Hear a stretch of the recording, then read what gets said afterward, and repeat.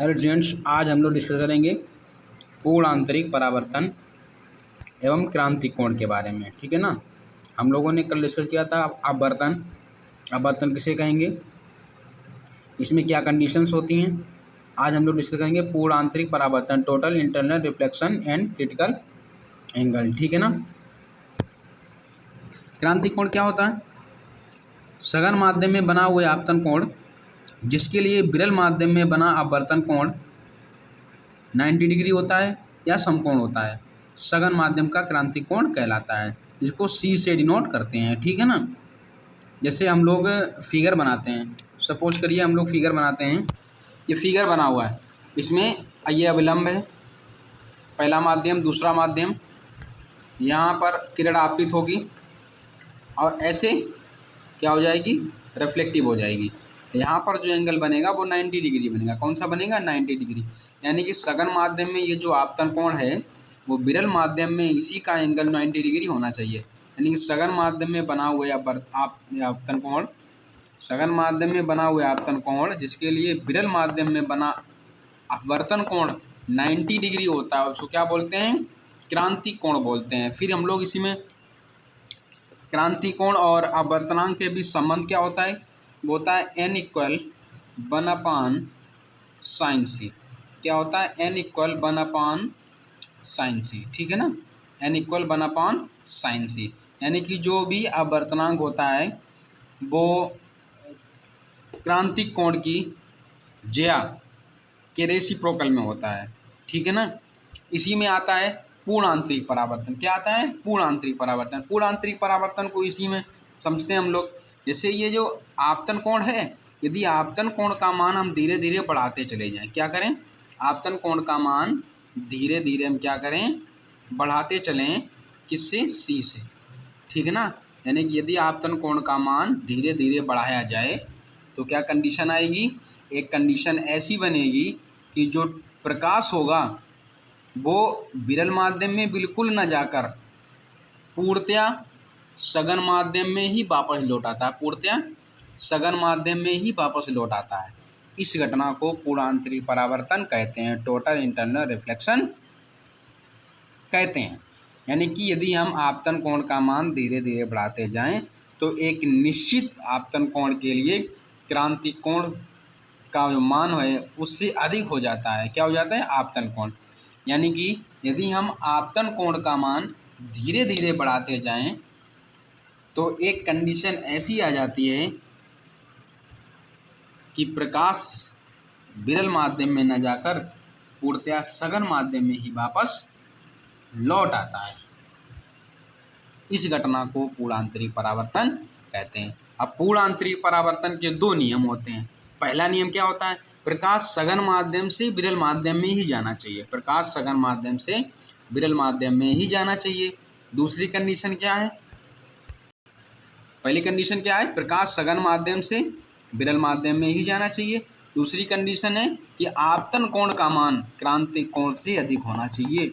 ये most important condition है। यदि आपको टोटल इंटरनल रिफ्लेक्शन चाहिए तो आपका जो भी आपतन कोण का मान है वो क्रांति कोण के मान से अधिक होना चाहिए, तभी हम क्या कर सकते हैं?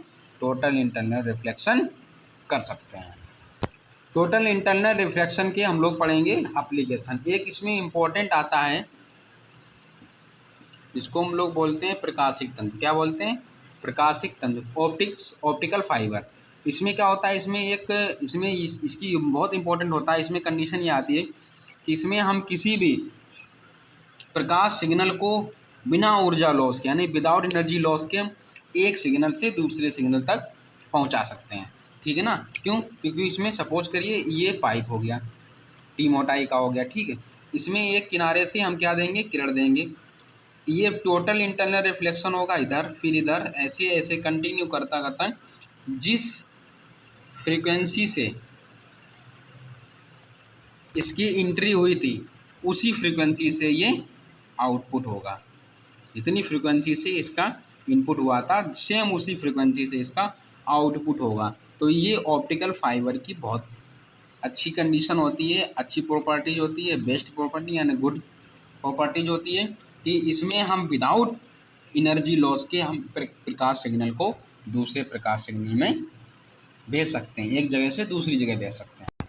जैसा कि आपको बुक में दे रखा है, यहाँ से आपतित प्रकाश करेंगे, यहाँ से निर्गत प्रकाश आएगा, ठीक है ना। ये आवरण होता है जो हम लोग केबल लेते हैं, जो ज़मीन में वायर पड़ता है ना, एक स्थान से दूसरे स्थान को ट्रांसफ़र करने के लिए जो सिग्नल ट्रांसफ़र होते हैं, उसमें ऐसी ही लेयर्स होती हैं। आप देखिएगा, प्रकाशिक तंतु का केंद्रीय भाग उच्च गुणवत्ता के कांच अथवा क्वार्टज यानी इसका अपवर्तनांक होता है, यानी इक्वल 1.7 का बनाव लगभग 10⁻⁻⁴ मीटर मोटाई का लंबा पाइप होता है, ठीक है ना, जिसे क्रोड कहते हैं। क्या कहते हैं? क्रोड। इसको बोलते हैं कोर बोलते हैं। इसके चारों ओर अपेक्षाकृत कम अपवर्तनांक N=1.5 वाले पदार्थ की पतली परत होती है, जिसे अधिपट्टन या आच्छादन या क्लेडिंग कहते हैं। क्या कहते हैं? क्लेडिंग कहते हैं। इसके चारों ओर सुरक्षा के लिए प्लास्टिक का एक आवरण होता है। इस प्रकार के सारे प्रकाशिक तंतुओं का समूह प्रकाश नली कहलाता है। क्या कहलाता है? अब इसमें यहाँ देखिएगा, एक सिरे से दूसरी तो बार बार वो हो गया। प्रकाशिक तंतु का प्रयोग दूर संचार में वैद्युत संकेतों को प्रकाश संकेतों में परिवर्तित कर दूर स्थानों तक भेजने में किया जाता है, ठीक है ना। किसी अकेले प्रकाशिक तंतु में एक साथ लगभग 3000 संकेतों को, देखिएगा कितना इम्पोर्टेंट है, लगभग 3000 संकेतों को प्रेषित किया जा सकता है, ठीक है ना। प्रकाशिक तंतु का एक महत्वपूर्ण उपयोग चिकित्सीय उपकरण अंतःदर्शी यानी कि इंडोस्कोप में किया जाता है। इसमें पाइप को मनुष्य के पेट में डालकर उसमें प्रकाश भेजकर मानव शरीर के अंदर देख कर उसके आमाशय, आंत और आदि का परीक्षण किया जाता है, ठीक, आदि का परीक्षण किया जाता है। देखिए कितना इम्पोर्टेंट है।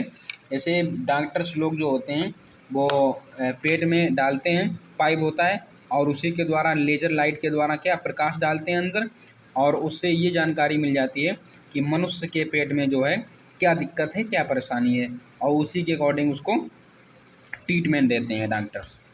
एक एप्लीकेशन और इसका, कांच में पड़ी दरार का चमकना। देखिए कांच में पड़ी दरार कैसे चमकती है? जैसे कांच चटक गई, सपोज करिए, ठीक है, कांच चटकी हुई है। अब वो कांच सीधी तो चटकती नहीं है, वो तिरछी चटकती है।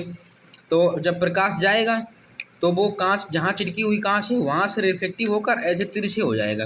ये सपोज करिए ये है, ये तो परख नली है, सपोज करिए परख नली चटक गई यहाँ से, तो हम जब सीधा देखेंगे तो हम डायरेक्ट देखेंगे, क्योंकि कांच चटकी हुई होती है, वो टेढ़ी मेढ़ी चटकी हुई होती है, ठीक है ना, इस टाइप में चटकी हुई होती है, ऐसे इस टाइम में चटकी हुई होती है, और हम सीधा देखते हैं। सपोज करिए यहाँ प्रकाश रिफ्लेक्टिव हुई, ऐसे रिफ्लेक्टिव हुई, ठीक है ना, तो इधर जा रहा प्रकाश, इधर जा रहा, और हम सीधा देखते हैं एकदम से। जब सीधा देखते हैं तो वो हमको दरार जो होती है वो बहुत अधिक चमकदार दिखाई देती है। कैसे दिखाई देती है? बहुत अधिक चमकदार दिखाई देती है। ऐसे जल तथा वायु में बुलबुले का चमकना, क्योंकि बुलबुला जो होता है वो एकदम फूल बुलबुले टाइप का होता है, वो ऊपर आ जाता है, और प्रकाश पड़ता है तो अंदर उसके रिफ्लेक्टिव हो जाता है, ठीक है ना। उसके बार बार पूर्णांतरिक परावर्तन, और हम सीधा देखते हैं एकदम से, ठीक है ना। ऐसे जल में परख नली का चमकना होता है। भाई परख नली को हम सीधा देखते हैं। अब परख नली के अंदर प्रकाश जो गया है, प्रकाश है, वो तो उसमें तो बार बार क्या हो रहा, टोटल इंटरनल रिफ्लेक्शन हो रहा, तो हम सीधा देखते हैं। अगर हम तिरछा देखेंगे तो हमको कुछ नहीं दिखाई देगा, हम सीधा देखते हैं तो वो चीज़ हमको कैसी दिखाई देती है? चमकदार दिखाई देती है, ठीक है ना। अब ये चैप्टर आपका कंप्लीट हो गया, 2 चैप्टर आप कंप्लीट हो गए। कल आपको 3rd चैप्टर में डिस्कस करेंगे।